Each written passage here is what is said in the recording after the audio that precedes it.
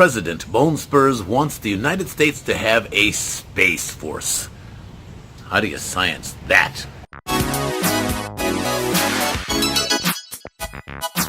Infinity and beyond, beloved sibling. It is I, Aaron Freeman, a sciencey optimist, thinking about the Space Force. In theory, a Space Force is a fabulous idea. Who doesn't want to fly around in an X-Wing fighter, or a TIE fighter, or the Millennium Falcon, or the Starship Enterprise? I love the Klingon bird of prey. In real life, a militarized U.S. Space Force would almost certainly be a violation of the International Space Treaty, which was specifically designed to prevent any whack job militarist from tossing weapons into the outer atmosphere or low Earth orbit. Then again, the Space Treaty was signed in 1967 by that well-known leftist hippie, Lyndon Baines Johnson. The more specifically knuckleheaded aspect of the militarization of space is that the testing and firing of weapons in space would almost certainly create more space junk. There's a link below to a video I did earlier about the Kessler syndrome, but long story short, militarizing space, testing weapons in space, blowing off weapons in space could trap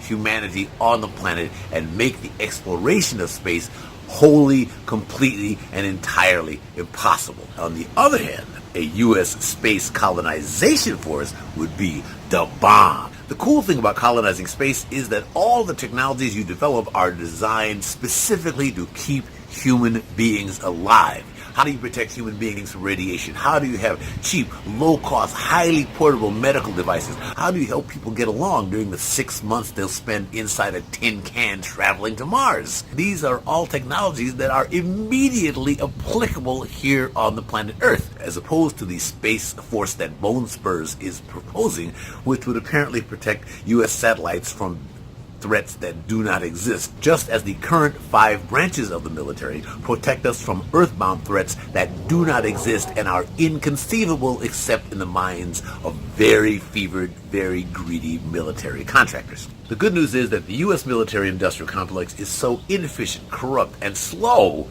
that Elon Musk, Richard Branson, and Jeff Bezos may well have Marriotts on Mars before the government even sets up the Office of Space Warfare. While it is easy to mock and ridicule T-Rump's ideas, which I do with great relish, whether or not they will trigger a space race that devolves into a Kessler syndrome-producing mess that traps us on Earth, it's too soon to tell.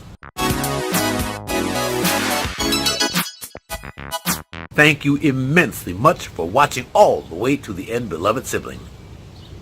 I post new sciencey optimistic videos every Monday through Friday. If you enjoyed this one, please smash that like, subscribe to my YouTube channel, and share with someone you know who might themselves enjoy some sciencey optimism. I am Aaron Freeman. I am a sciencey optimist, and I hope you have an out-of-this-world time as you continue to science the day.